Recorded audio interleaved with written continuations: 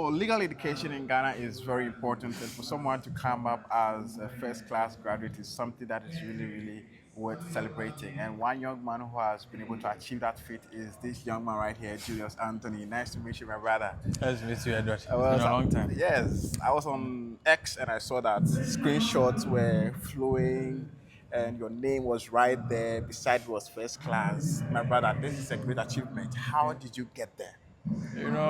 This interview is going to make it look like I was the only one. I wasn't. Well, This is quite a number of people, and it's largely a shared story of hard work, grit, perseverance. More importantly, consistency in doing what is required of you to pass the papers. The common thread you find in the stories of those of us who have been able to achieve that feat, and quite a number who have come very close. right. Yeah, have done very well. Is that in all of the frustrations of law school, Yeah. we do not let that count as what matters, but what is our ultimate goal, what we want to achieve at the end of the day. Exactly. Who is Julius Anthony? Well, Julius Anthony is a young man who is very optimistic about the future of this country, and I have been very, concerned about where we are heading as a country, how we can better our democracy and give young people a fairer chance at life than we have now. I have had the opportunity to speak to people who are in the elderly generation than us. Right. Um, Most notable among them, the former Chief Justice Sophia Akufo, in a conversation. And what I noticed in that conversation was that they have had better days in Ghana than we are having today. It was surprising the kind of stories she was telling us on that day. And from that moment, I realized that, well, life must mean more than just being comfortable in your own space. Exactly. And so that has been my driving force a lot of times, making sure that in every community that I find myself, I try to make some impact. Right. And so that is largely what defines me. Okay. Now, people who don't know, for some people, this has come as a surprise. They didn't even know that you are still a student going to Yeah, school because of yeah, your activities online when it yeah, comes to governance and yeah. leadership in this country. Now, how were you able to combine all of that with schooling, and what would you say has been the major factor that contributed to your success in studying the law and coming up with first class? So a lot of times when people chalk successes, there is a likelihood to center themselves so much and assume that they have done all the right. Yeah. The reality of the matter is that multiple factors contributed, not just what I did. One is the sort of lecturers we had. Okay. Yeah, the sort of lecturers we had, a lot of them dedicated time for us. Secondly, is having a good circle of friends. Your environment. Yeah, your environment. It rubs off you. So the kind of associations that I kept in the law school, my friends Solomon Omani Mensah, Spencer Ado, Richard AJ Charmantin, and all of that. And when I came in first year, one of the stories that I tell, people always find it funny, was that I met a little girl, very young, beautiful girl. Her name is Rachel. She's as small as my younger brother, right? But very smart, extremely smart. So we're going to write a contract law paper. And I approached her that, Rachel, I needed help about how precisely to answer questions and all of those things. The girl took her time, ran me through the course one by one, and after everything ended, prayed for me, wished me luck, and told me that contract law will not define me. Wow. It was a defining moment for me, right? The humility that learning law teaches you. Because when you come from other fields, you think you know. You know it. Yeah, you think you know. You come with a certain level of confidence. After constitutional law, the first paper, when I realized, and constitutional law is supposed to be one of my areas. Best, yeah. Yeah, I did well when the results came, but the paper, I mean, it shook me a bit. I got out of the paper, I was like, what was this? So the next one, I had to seek help, so I met her. So from then I realized that, my friend, you need to ask for help. You can't do it alone. You can't do it alone. You can't do it alone. So I kept multiple circles, actually. My group study mates, Lillian, Vanessa. We will stay late up in the night and study. If we're not going to do it together, even if it's virtually, we'll stay up and do all of those things. So that also played a significant part. Then also realizing that I had so much to do, but I make the time despite everything, even if it is 2 hours a day, you make sure that you cover something. And you realize that the little steps that you put in would culminate eventually into What you have the done. success. Have you always wanted to be a lawyer? Always. Always. When did you start? Or from when you were always, yes, born? from when I was a child. I remember growing up, I had this friend Nelson. They used to tease me a lot because I like to drag things a lot. Those are my friends know that I can argue all day. So if you cannot argue, you can't be a lawyer? Not that. But with that, the formative years, those are the things that will tell people that, oh, you have to go to law school, all of those things. And so when they started making those comments, it's always been in my mind to go to law school. But I did not apply to go to law school. Straight ahead. Yes, straight ahead. Where did you I go to think high school though? Keta Secondary. Oh, Yeah, from Keta the Secondary Volta Type- region, yeah. Keta school. Yeah, Keta school. Oh, yeah, That's why. Keta school boy. You might say so. Okay. You might say so. So that's how I started the whole talk of, oh, you have to go to law school, all of those. So it's something since my formative years that we've been talking about it.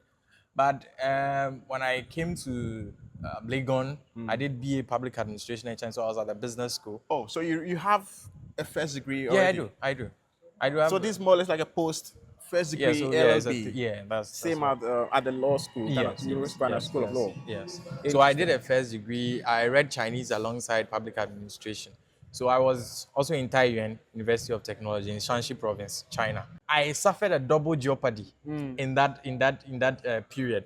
I ran for SRC president Oh, in 2019. It was a massive Did you campaign. win? Anyone? No. That's why it was a double jeopardy. Interesting. I didn't win. Okay. If you ask anyone who was on campus those days, they will tell you that it's one of the best run campaigns. That's what they say. You know, I think so too, anyway. But we lost because of several factors that contributed. Then, after that, I was close to getting a first class. And then we all traveled to China, came back, all of those things. But during the SRC pre level 300, you know that period, you know that your third year and fourth year counts twice as much as your first year and your second year. If you are reading in the University of Ghana, there is a 1-1-2-2 grading system. So in the third year, I took serious hits because of going out to campaign, all of those things, and then losing on top. So first year you're out, first semester you're out campaigning, second semester you've lost. Oh my So you now goodness. have to come and write the exam with the defeat. So not to catch you. So now, from what you're saying right now, it hasn't all been victories and success. No. You've had your down Oh moments. no, yes. And- I've lost a significant election. It was the biggest in my worldview at that time. Running for Right. SRC president was the biggest in my worldview at that time. No. So Yeah. coming back to the law and now graduating with a first class, what's up for you when it comes to the legal practice? What should we look out for in the future? plans Well, and for practice, that's for after you're called to the bar. A that lot your of people goal? do. Of course. Okay. I need to get to the bar. A lot of people do forget that when you finish an LLB, you are not a lawyer. You are not even close. Macula entrance exam is It's there. waiting for you. Okay. You know, so yes, we are doing the preparations for it. What would you say is your driving force? Number two, what is your mantra?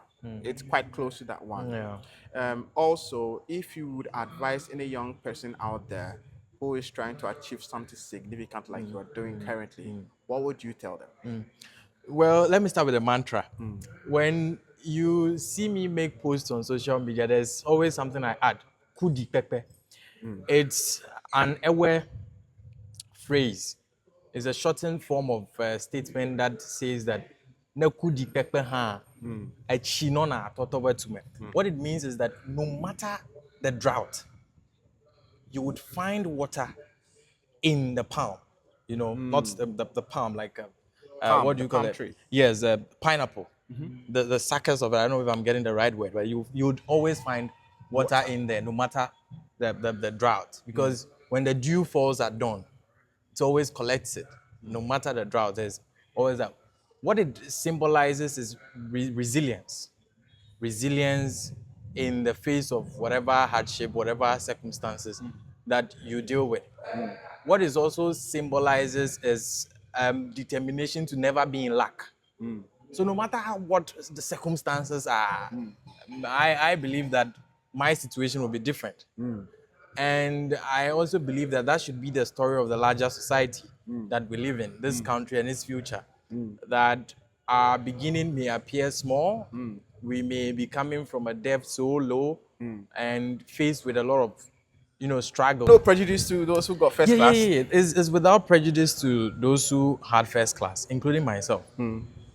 There are several other people who are equally brilliant, perhaps even more, who may not necessarily get first class. And the reason is because there is a distinction between having knowledge of law and being able to answer examination questions, because exam is about structure and coherence.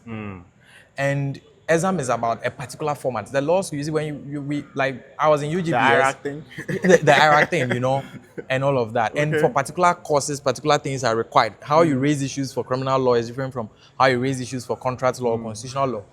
And for someone who may not have taken time to understand those basics, but knows the stuff. Now, give us some basics, some tips. Somebody who is reading law is watching right now. The point is, for example, if you are raising an issue on criminal law, you must know the principle you are about to test and raise the issues with effect to the facts that you are given. Okay, with the facts, not so that you would be able to test the principle and come to a conclusion. So marrying the principles to the facts. Yes, that kind of thing. That is required. Constitutional law, for example, is quite straightforward. If it is an issue of determination whether that something is constitutional or not, you just ask that question directly To the Constitution. Yes, whether this particular act is in contravention of article, that's straightforward. You don't, in criminal law, the requirements are quite different. So to do all of those things is a different skill you have to learn. I have a senior, Maureen Tre.